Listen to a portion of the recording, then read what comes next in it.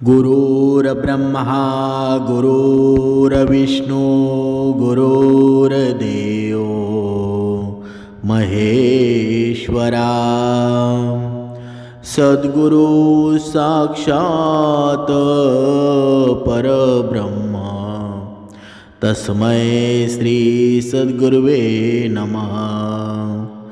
जय जय रघुवीर समर्थ श्रीराम समर्थ।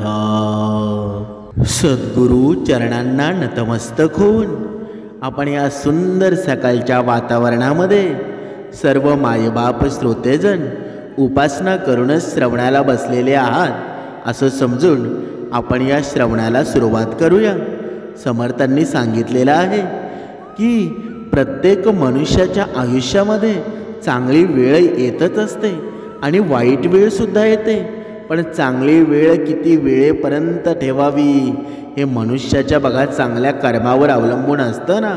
पण बघा कुणीतरी असं म्हटलेलंच आहे की बघा कधी कधी मनुष्याच्या जीवनामध्ये एवढं सुख येऊन जातं ना, धन संपत्तीने एवढं जीवन भरून जातं ना की आपण म्हणतो की आपल्या आईवडिलांची ही पुण्याई आहे, आपल्या आईवडिलांनी खूप पुण्य केलेले असतील।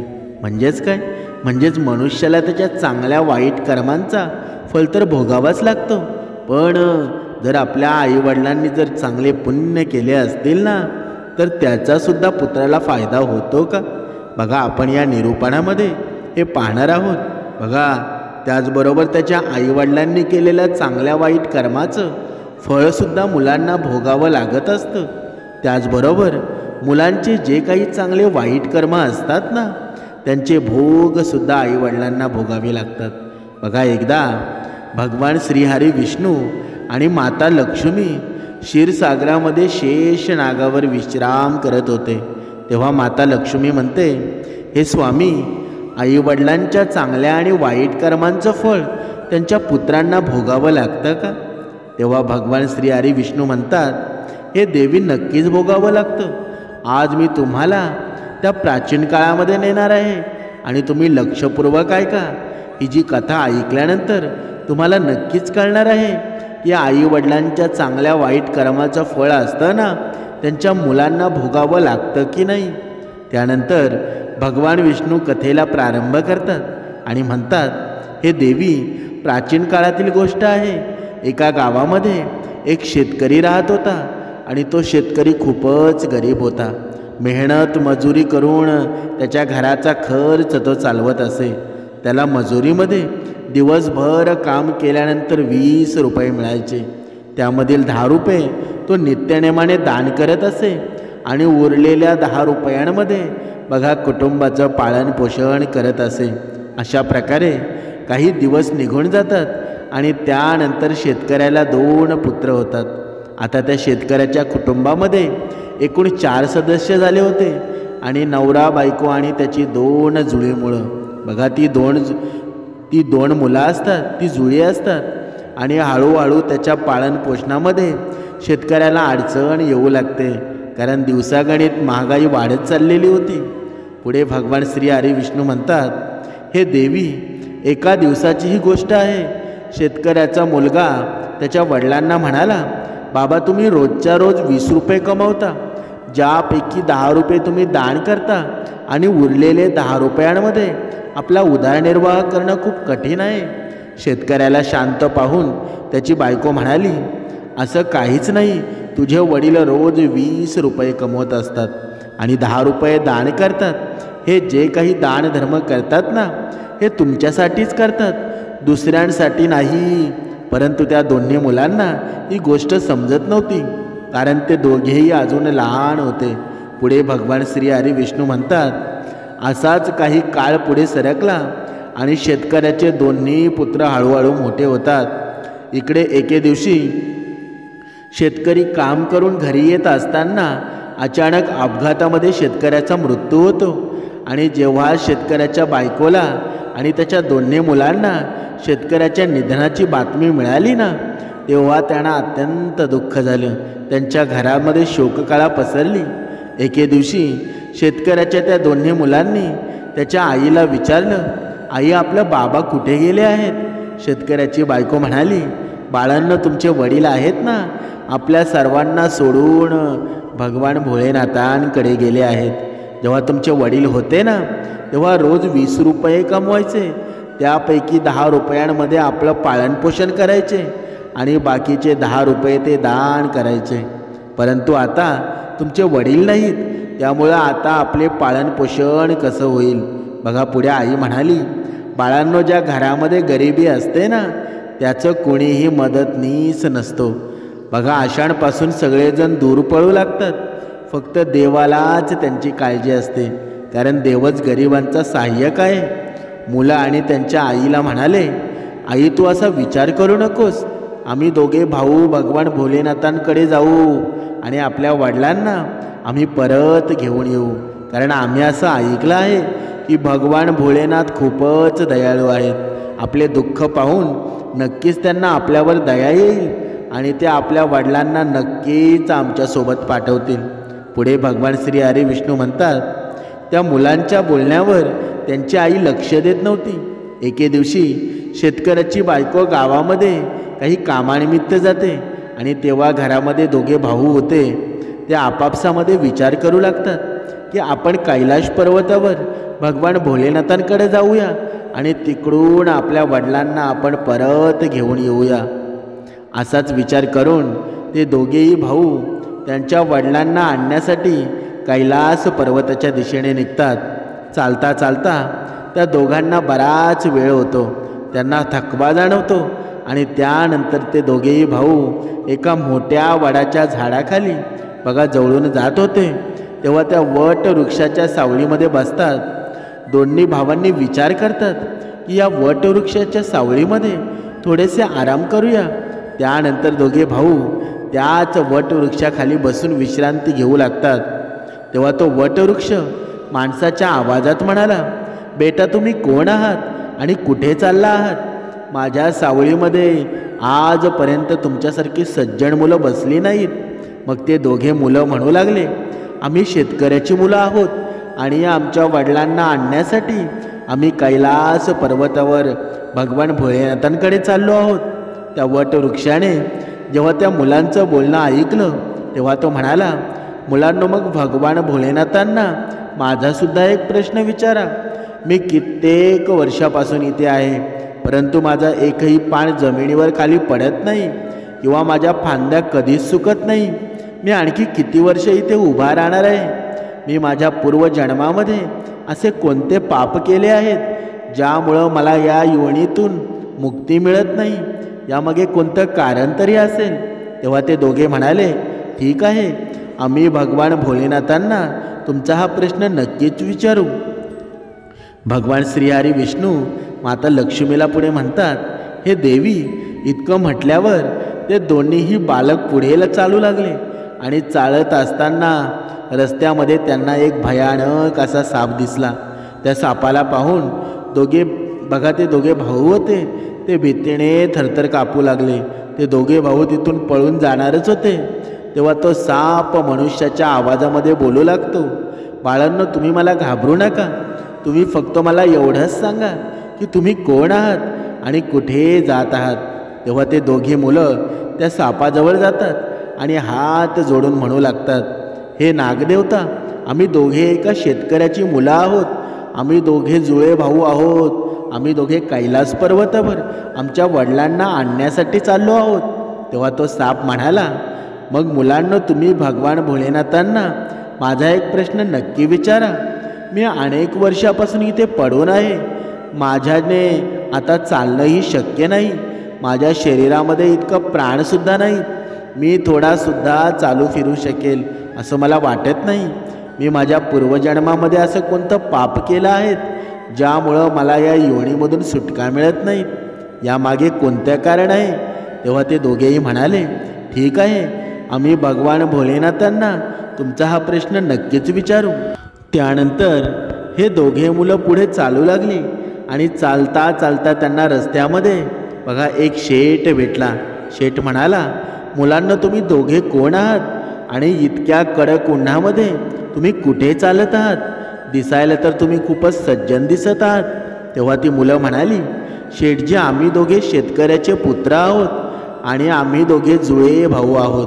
आम्ही दोघेही कैलाश पर्वतावर भगवान भोळेनाथांकडं आमच्या वडिलांना आणण्यासाठी चाललो आहोत. तेव्हा ते शेठ म्हणाले, तुम्ही भगवान भोळेनाथांना माझा एक प्रश्न नक्की विचारा. शेठ म्हणतो, मुलांनो, मी या मार्गाने चालणाऱ्या वाटसरूंची तहान भागवण्यासाठी अनेक वर्षापासून इथे विहीर खोदत आहे, परंतु ह्या विहिरीला पाणी अजूनही लागलं नाही. मी माझ्या पूर्वजन्मामध्ये असा कोणता अपराध केला होता ज्यामुळे या विहिरीला अजून पाणी लागलं नाही?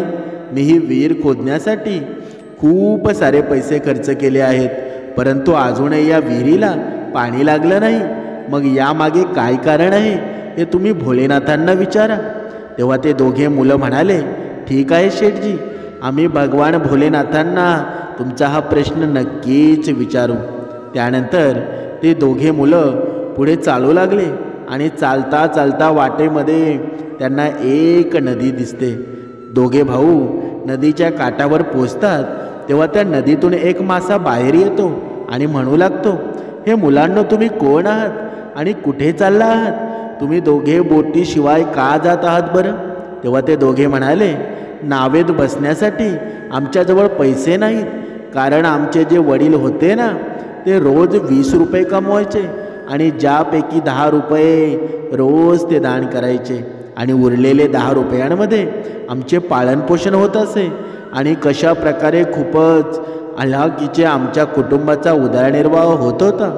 आता आमचे वडील घरी नाहीत, ते भगवान भोळेनाथांकडे गेले आहेत आणि म्हणूनच आम्ही दोघे भाऊ आमच्या वडिलांना आणण्यासाठी कैलास पर्वतावर भगवान भोळेनाथांकडे चाललो आहोत. भगवान श्री हरी विष्णू बघा पुढे म्हणतात, त्या मुलांचं हे बोलणं ऐकून तो मासा म्हणाला, मुलांना, तुम्ही भोलेनाथांकडे चालला आहात ना, मग माझा एक प्रश्न आहे, तो भोलेनाथांना नक्कीच विचारा. अनेक वर्षापासून मी या नदीमध्ये आहे आणि माझ्या 7 पिढ्या या नदीमध्ये गेल्या आहेत, परंतु मी अजूनही या नदीतच राहतो.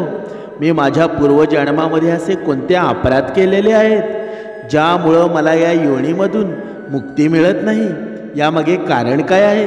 तेव्हा ती मुलं म्हणाली, ठीक आहे, आम्ही भगवान भोलेनाथांना तुमचा हा प्रश्न नक्कीच विचारू आणि परत जाताना तुम्हाला याचं उत्तर नक्कीच सांगून जाऊ. इतके म्हटल्यानंतर ते दोन्ही मुले पुढे जाऊ लागली. चालता चालता दोघेही भाऊ नदीच्या दुसऱ्या काठावर पोचतात आणि दुसऱ्या काठावर जेव्हा पोचतात तेव्हा त्यांनी पाहिलं की एक मृत व्यक्ती तिथे पडलेला आहे आणि दोघेही भाऊ त्या मेलेल्या व्यक्तीला ओलांडून जेव्हा जाऊ लागले तेव्हा तो मेलेला माणूस ओरडू लागला आणि म्हणू लागला, मुलांना, तुम्ही कोण आहात आणि कुठे चालला आहात? मुलांनी त्या मृत व्यक्तीचा आवाज ऐकला आणि ते म्हणाले, आम्ही शेतकऱ्याची मुलं आहोत आणि आम्ही दोघे जुळे भाऊ आहोत. आम्ही दोघेही कैलाश पर्वतावर भगवान भोलेनाथांना भेटण्यासाठी चाललो आहोत. तेव्हा तो मृत व्यक्ती म्हणाला, मग तुम्ही भगवान भोलेनाथांना माझा एक प्रश्न नक्की विचारा. माझं शरीर अनेक वर्षापासून नदीच्या काठावर आहे. कधी पाण्याची लाट आली तर माझं शरीर या नदीमध्ये आतमध्ये जातो, तर त्यानंतर पुन्हा नदीच्या काठावर माझं शरीर येतो. माझं शरीर सडत नाही किंवा माझ्या शरीराचा नाश होत नाही. मी कित्येक वर्षापासून इथे जसाच्या तसा उभा आहे. मी माझ्या पूर्वजन्मामध्ये असं कोणतं पाप केलं होतं ज्यामुळे मला या शरीरातून मुक्तता मिळत नाही? तेव्हा ते दोघे मुलं म्हणाले, ठीक आहे, आम्ही भोलेनाथांकडं हा तुमचा प्रश्न नक्कीच विचारू. सर्वांच्या लक्षात असू द्या, ही जी कथा आहे ना, भगवान श्री हरी विष्णू लक्ष्मीला सांगत आहेत आणि या कथेचं सार आहे ना, आईवडिलांच्या चांगल्या वाईट कर्माचं फळ असतं ना, ते मुलांना भोगावं लागतं की नाही? बघा, या प्रश्नाचं उत्तर या पूर्ण निरूपणामध्ये मिळणार आहे. म्हणून ही कथा म्हणून ऐकू नका, त्याच्यामध्ये जे सार आहे ना, ते सार जाणून घेण्याचा प्रयत्न करा. पुढे बघा, ते दोघे मुलं पुढे जाऊ लागले आणि चालता चालता ते दोघे भाऊ कैलास पर्वतावर भगवान भोलेनाथांजवळ पोचतात आणि दोघांनाही भगवान भोलेनाथांना हात जोडून प्रणाम करतात आणि म्हणू लागतात, हे भोले बाबा, आमचे वडील कुठे आहेत जेव्हा आमचे वडील घरी होते ना, तेव्हा ते रोज 20 रुपये कमवायचे, ज्यापैकी 10 रुपये ते दान करायचे आणि उरलेल्या 10 रुपयांमध्ये ते आमच्या कुटुंबाचं पालनपोषण करायचे. परंतु आता ते घरी नाहीत, त्यामुळं आम्ही दोघे भाऊ आणि आमची आई उपाशी मरत आहे. तुम्ही लवकर आमच्या वडिलांना आमच्या घरी पाठवा. भगवान भोलेनाथांनी त्या दोन्ही मुलांचं बोलणं ऐकलं आणि ते म्हणाले, ठीक आहे, मी तुमच्या वडिलांना घरी पाठवतो, त्यापूर्वी तुम्ही दोघे भाऊ इथे बसा. भगवान भोलेनाथांनी त्या दोन्ही मुलांना त्यांच्या जवळ बसवलं आणि त्यांना भोजन दिलं. भोजन दिल्यानंतर त्यांना विचारलं, मुलांना तुम्हाला आणखी काही हवं आहे का? त्यानंतर त्या दोन्ही मुलांनी त्यांच्या मार्गामध्ये त्यांना जे जे भेटले होते ना, त्या सर्वांचे प्रश्न भगवान भोलेनाथांना विचारलं. भगवान भोलेनाथांनी त्या सर्व प्रश्नांची उत्तरं त्या मुलांना दिली आणि म्हणाले, पुत्रांनो, तुम्ही दोघांनी जाताना त्या सर्वांनी उत्तर त्यांना सांगा. त्यानंतर भगवान भोलेनाथ म्हणाले, तुम्ही दोघे घरी जा, तुमची आई तुमची वाट पाहत आहे, तुमचे वडील तुमच्या घरी पोचून जातील. त्यानंतर दोघे भाऊ भगवान भोलेनाथांना प्रणाम करतात आणि त्यांच्या घरच्या वाटेला निघतात. चालता चालता वाटेमध्ये त्यांना सर्वप्रथम तोच मृत माणूस भेटला, जो नदीकाठी पडलेला होता. त्या दोन्ही मुलांना पाहून तो मृत व्यक्ती म्हणू लागला, मुलांना तुम्ही भगवान भोलेनाथांना माझा प्रश्न विचारला का? तेव्हा ते दोन्ही मुलं म्हणाले, हो, आम्ही भगवान भोलेनाथांना तुमचा प्रश्न विचारला आहे आणि तुम्ही पूर्वी खूप मोठे विद्वान होतात, परंतु तुम्ही कोणालाही तुमचं ज्ञान दिलं नाही. परंतु आता तुम्ही मेल्यानंतर ते ज्ञान तुमच्या आतमध्ये टिकून आहे. जेव्हापर्यंत तुम्ही तुमचे ज्ञान कोणासोबत वाटणार नाही ना, तेव्हापर्यंत तुमच्या आत्म्याला शांती कधीच मिळणार नाही. बघा, इथे समर्थांनी सांगितलेलं आहे की मनुष्याजवळ जे चांगलं चांगलं काही असेल ना, ते स्वतःजवळ कधीच ठेवू नका, ते दुसऱ्यांना ज्ञान देत चला. जेव्हा आपण दुसऱ्यांना जे ज्ञान देतो ना, तेव्हा त्या ज्ञानामध्ये सुद्धा आपल्या भर पडत असते. बघा, पैशाचं सुद्धा तसं आहे. जर पैसा तुम्ही स्वतःकडे ठेवला ना, तर तो कधीच वाढणार नाही. पण वेगवेगळ्या व्यवसायामध्ये जर वाटून ठेवला ना, तर बघा लक्ष्मीची वाढ होत असते. म्हणून समर्थांनी सांगितलेलं आहे, आपल्याकडं जे काही चांगलं ज्ञान असेल ते इतरांना नक्कीच वाटून द्या, कारण त्या ज्ञानाने दुसऱ्याचा फायदा तर होतोच, पण तुमच्या ज्ञानामध्ये सुद्धा भर पडत असतो. बघा, पुढे भगवान श्री हरी विष्णू आता लक्ष्मीला म्हणतात, हे देवी. त्यानंतर तो मृत व्यक्ती म्हणाला, मुलांनो, आता अशा अवस्थेमध्ये माझ्याकडे ज्ञान घेण्यासाठी कोणी येईल बरं? तुम्हीच माझं ज्ञान घ्या. त्यानंतर त्या मृत व्यक्तीनं त्याच्याजवळ जितके पण ज्ञान होतं ते सर्व ते ज्ञान त्या दोन्ही मुलांना दिलं आणि ज्ञान दिल्यानंतर लगेचच त्या मृत व्यक्तीच्या आत्म्याला मोक्षाची प्राप्ती होते. त्यानंतर ते दोघे भाऊ तिथून पुढे निघाले. चालता चालता त्यांना तोच मासा भेटला. मासा म्हणाला, मुलांना तुम्ही भगवान भोलेनाथांना माझा प्रश्न विचारलात का? तेव्हा ते दोन्ही बालक म्हणाले, हो, भगवान भोलेनाथांना आम्ही तुमचा प्रश्न नक्कीच विचारला. ते आम्हाला म्हणाले की तुझ्यामध्ये अमृत आहे. जेव्हापर्यंत तू हा अमृत कोणाला देणार नाही ना, तेव्हापर्यंत तू अशाच प्रकारे विचलित राहणार.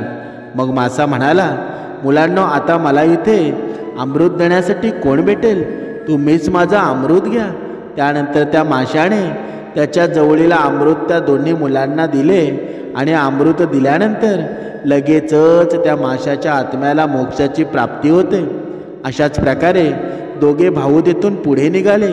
तेव्हा चाळत चाळत रस्त्यामध्ये त्यांना तोच शेठ भेटतो, जो वाट सरूंसाठी विहीर खोदत होता. त्या शेठने जसं दोन्ही मुलांना पाहिलं तेव्हा त्यांना खूपच प्रेमाने हात जोडून म्हणू लागला, मुलांना, तुम्ही दोघांनी भगवान भोलेनाथांना माझा प्रश्न विचारला का?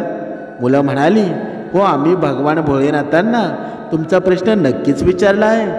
भगवान भोलेनाथांनी सांगितलं आहे की तुमच्या घरामध्ये 2 तरुण कन्या कुमारिका बसलेल्या आहेत. जेव्हापर्यंत तुम्ही तुमच्या त्या 2 कन्यांचा विवाह करणार नाहीत आणि कन्यादान करणार नाहीत ना, तेव्हापर्यंत त्या विहिरीला पाणी लागणार नाही. सर्वप्रथम तुमचे जे कर्म आहेत ना ते करा, आधी कन्यादान करा आणि त्यानंतर या विहिरीला खोदा. समर्थांनी ते सुंदर सांगितलेलं आहे. कधी कधी मनुष्य बघा, मनुष्याला एवढी अक्कल येते, एवढं शहाणपण येतं ना की आपले कर्मच तो विसरून जातो.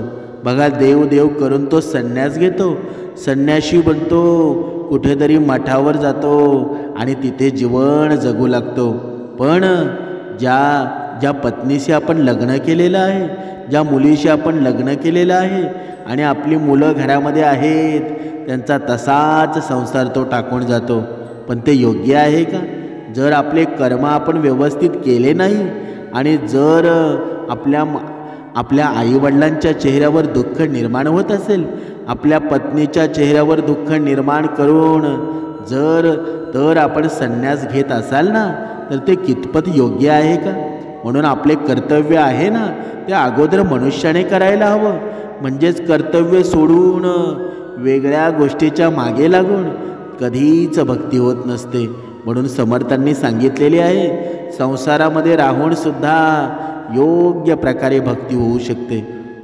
बघा, आपण पाहत होतो त्या शेठला त्या दोन्ही मुलांनी सांगितलं की तुमच्या दोन्ही मुलींचे लग्न करा आणि त्यांचं जेव्हा तुम्ही कन्यादान कराल ना, तेव्हा त्या विहिरीला खोदा, तेव्हाच तिथे पाणी लागेल. तेव्हा तो शेठ म्हणाला, मी माझ्या मुलीसाठी मुलगा शोधायला कुठे जाऊ? तुम्ही दोघेही मला खूपच सरळ स्वभावाचे दिसता आणि सुंदरसुद्धा आहात आणि तुम्ही दोघे तरुणही आहात, विवाह योग्य आहात. त्यामुळे तुम्ही दोघांनी माझ्या मुलींसोबत विवाह करा. पुढे भगवान श्री हरी विष्णू माता लक्ष्मीला म्हणतात, हे देवी. त्यानंतर शेठने त्यांच्या दोन्ही मुलींचं लग्न त्या दोन मुलांसोबत लावून दिलं. त्यानंतर शेठनं त्याच्या दोन्ही मुलींना खूप सारं धन देऊन त्यांचा निरोप घेतला. दोन्ही भाऊ पुढे निघाले. चालता चालता त्यांना रस्त्यामध्ये तोच साप दिसतो.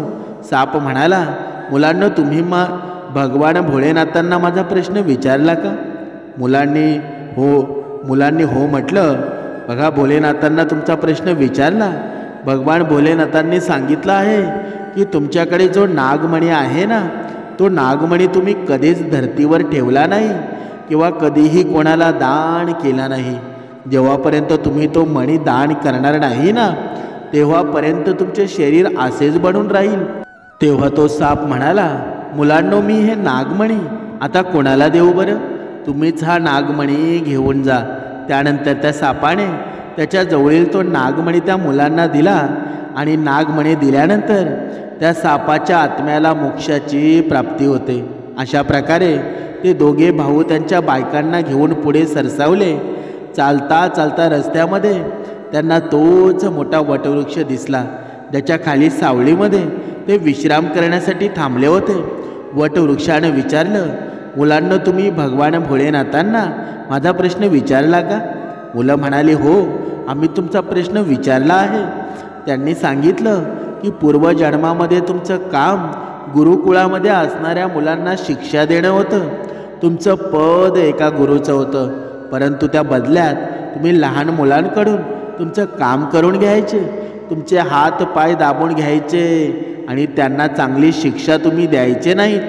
तुम्ही पूर्वजन्मामध्ये खूप मोठे विद्वान होता, परंतु तुम्ही त्या मुलांना चांगली शिक्षा दिली नाही. त्याच मुलांच्या शापामुळं तुम्ही हळू शकत नाही. त्यामुळे तुमच्यामध्ये जे काही ज्ञान आहे ना, ते जर तुम्ही कोणाला दिले ना, तर तुम्हाला मोक्षाची प्राप्ती होऊ शकते. त्या मुलांचं हे बोलणं ऐकल्यानंतर वटवृक्ष म्हणाला, मी हे ज्ञान कोणाला देऊ शकतो? तुम्हीच माझ्याकडे हे ज्ञान घेऊन जा. त्यानंतर त्या वटवृक्षानं त्याच्याजवळ जेवढं ज्ञान होतं ना, ते दोन्ही भावांना देऊन टाकलं. जसं त्या वटवृक्षानं त्यांच्याजवळीलचे ज्ञान त्या दोन्ही मुलांना दिलं, तेव्हा त्या वटवृक्षाच्या आत्म्याला सुद्धा शांती मिळाली आणि तो त्याच्या झाडाच्या योनीतून मुक्त होऊन गेला. त्यानंतर ते दोघे भाऊ त्याच्या बायकांसोबत चालत चालत त्यांच्या घरी पोचतात. तेव्हा शेतकऱ्याची बायको त्यांना पाहून खूपच आनंदित होते आणि म्हणू लागते, मुलांना तुम्ही कुठे गेला होतात? आणि तुमच्यासोबत या 2 मुली कोण आहेत. त्यानंतर दोघा भावांनी त्यांच्यासोबत जे काही घडलं होतं ना ते सर्व त्याच्या आईला सांगितलं. पुढे भगवान श्री हरी विष्णू माता लक्ष्मीला म्हणतात, हे देवी, आता त्या दोन्ही मुलांना हे कळलं होतं की आमचे बाबा आता परत येऊ शकत नाहीत. आता त्यांचा मृत्यू झाला आहे. त्यांच्या वडिलांनी जे दान धर्म केले होते ना त्याचं फळ त्या दोन्ही मुलांना भगवान भोलेनाथांनी वेगवेगळ्या स्वरूपामध्ये दिलं होतं. अशा प्रकारे भगवान श्री हरी विष्णू माता लक्ष्मीला सांगितलं की आईवडिलांच्या चांगल्या कर्माचं फळ आहे ना त्यांच्या मुलांना नेहमी मिळत असतं. या कथेचं तात्पर्य काय? समर्थांनी सांगितलेलं आहे, प्रत्येक आईवडिलांची एक जबाबदारी असते. जेव्हा आपल्या घरामध्ये मूल जेव्हा जन्माला येतं ना त्याला कसे संस्कार द्यायचे हे प्रत्येक आईवडिलांवर अवलंबून असतं. पण जर जेव्हा मूल जन्माला येतं तेव्हा आपण जर TV लावून सिरियल बघत असू ना, त्या मुलाच्या हातामध्ये मोबाईल देत असू तर तो मुलगा असतो तो संस्कारी होईल का? जेव्हा मूल जन्माला येतं तेव्हा आपण जर ब्युटी पार्लरमध्ये जाऊन 10 तास तिथे बघा वेळ घालवत असू तर त्या मुलावर संस्कार होतील का? खरं जर मुलावर संस्कार करणारे असतात ना तेच चुकले तर आपला मुलगा व्यवस्थित होईल का? म्हणून बघा आपण बघत असतो भरपूर धनाढ्य दौलत श्रीमंती असणारे लोक असतात ना, बघा त्यांची मुलं वेडी होतात. बघा चांगली येत नाहीत, चांगली जन्मालासुद्धा येत नाही. काहीकांना ऐकायलाच येत नाही तर काहीकांना डोळाच नसतो. म्हणजे वेगवेगळ्या पापांनी भरलेले असतात. म्हणून समर्थांनी सांगितलेलं आहे की जर आपल्या घरामध्ये जेव्हा मुलं जन्माला येतील ना त्यांना संस्कारसुद्धा व्यवस्थित द्यायला हवं. आणि हे जर आपल्या मुलांसोबत आपण जर नवरा बायको भांडण करत असू, नवरा बायकोमध्ये शिवीगाळ होत असेल तर आपले बघा पुण्य आहेत का पाप आहेत ते प्रत्येक आईवडिलांनी समजून जावं. आणि जर आपल्या पुण्याचं फळ जर आपल्या मुलांना तुम्हाला वाटत असेल ना मिळावं तर आपले कर्म व्यवस्थित करायला हवे. कारण का आपले कर्म म्हणजे स्त्रियांनी पहिली गोष्ट लक्षात ठेवायला हवी की आता या सोशल मीडियाच्याद्वारे आपण 2 मिनिटामध्ये एखाद्या पुरुषाशी मैत्री करतो, त्याची काही गरज आहे का? फेसबुक, व्हॉट्सअप, इंस्टाग्राम वेगवेगळे असे ॲप्लिकेशन आलेले आहेत आणि या ॲप्लिकेशनद्वारे आपण बघा आपल्या पूर्ण चरित्राचा धिंडवडा मिरवत असतो. आपले शरीर बघा दुसऱ्याला दाखवत असतो. या गोष्टीची काही गरज आहे का? जोपर्यंत आपल्या घरातील ही व्यक्ती असं करत असेल ना तोपर्यंत तुम्ही कितीही भक्ती करा, कितीही देव करा, कधीच पुण्य होणार नाही. कारण का तुम्ही एकीकडं पुण्य करायचं आणि एकीकडं पापाच्या मागे लागायचं तर त्या पुण्याचा आणि पापाचा बघा शेवट कधी होईल का? कधीच होणार नाही. ते बघा पापामध्येच रूपांतर होऊन जातं. म्हणून प्रत्येक आईवडिलांनी एक गोष्ट लक्षात ठेवा, जर आपण जर श्रवणाला बसत असू ना तर काही काळाने आपली मुलंसुद्धा बसली पाहिजेत तरच तुम्ही बसल्याचा फायदा आहे. म्हणून लहानपणापासूनच आपली मुलं सुसंस्कृत बनवा. जरी थोडा अभ्यास त्यांनी कमी केला तरी चालेल, अभ्यास थोडा कमी केला तरी चालेल, पण सुसंस्कृतपणा आहे ना तो तुमच्यावर अवलंबून आहे. तुमचे जसे विचार असतील ना तशी आपली घरातली मुलं घडत असतात. म्हणून आईवडिलांनी आपले विचार श्रेष्ठ ठेवा. आपले काही हितगुज असतील ना ते दोघांमध्येच ठेवा. आपल्या मुलांपर्यंत कधीच जाऊन देऊ नका. समर्थांनी सांगितलेलं आहे मनुष्याकडे ढिगभर पैसा असला म्हणून काय कोणी मनुष्य रॉयल होतो का? कधीच होत नाही. रॉयल होण्यासाठी ना माणूस हा रियल असावा लागतो. रियल म्हणजे काय? रियल म्हणजे खराखुरा असावा लागतो. खराखुरा म्हणजे काय? म्हणजे त्याचे कर्मश्रेष्ठ असावे लागतात. नुसताच ढिगभर पैसा आहे आणि कर्म त्याचे दुर्गुणाची त्याला संगत आहे, वाईट विचार त्याच्या मनामध्ये असतील ना तर त्या पैशाचं काय करायचं आहे बरं? म्हणून समर्थांनी सांगितलेलं आहे नुसता पैसा असून माणूस रॉयल होत नसतो, तर रॉयल होण्यासाठी रियल असावं लागतं. माणसाच्या जीवनामध्ये सत्यता असावी लागते. कारण सत्यता असते ना ती पांढरी शुभ्र असायला हवी. कारण का कारण जिथे दुर्गुणाचा संग होतो ना, तर पांढऱ्या कपड्यावर थोडी तरी घाण पडली ना, तरी ती घाण लगेच दिसून येते. म्हणून दुर्गुणाचा संग कधीच करू नये. म्हणून समर्थांनी सांगितलेलं आहे, आपल्या जीवनामध्ये जी जी व्यक्ती येते ना, त्याच्या चेहऱ्यावर जर आनंद निर्माण होत असेल ना, तर आपली भक्ती योग्य मार्गावर आहे समजावं. दुसऱ्याच्या जीवनामध्ये सुख निर्माण हो, हीच तुमची भावना असेल ना, तर तुमच्या जीवनामध्ये आनंद आल्याशिवाय राहणार नाही. जय जय रघुवीर समर्थ.